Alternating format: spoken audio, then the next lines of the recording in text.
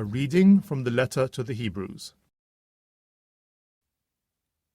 Every high priest has been taken out of mankind and is appointed to act for men in their relations with God, to offer gifts and sacrifices for sin, and so he can sympathize with those who are ignorant or uncertain, because he too lives in the limitations of weakness. That is why he has to make sin offerings for himself as well as for the people. No one takes this honor on himself, but each one is called by God, as Aaron was. Nor did Christ give himself the glory of becoming high priest, but he had it from the one who said to him, "You are my son, today I have become your father." And in another text, "You are a priest of the order of Melchizedek, and forever."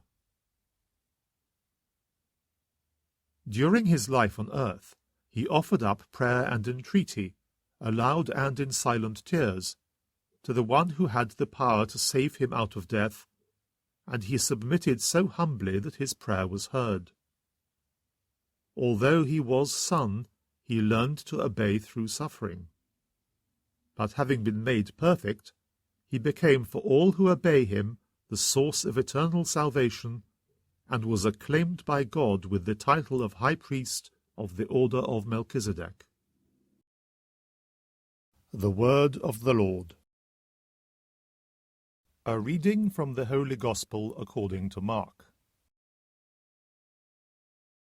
One day, when John's disciples and the Pharisees were fasting, some people came to Jesus and said to him, "Why is it that John's disciples and the disciples of the Pharisees fast, but your disciples do not?" Jesus replied, "Surely the bridegroom's attendants would never think of fasting while the bridegroom is still with them? As long as they have the bridegroom with them, they could not think of fasting.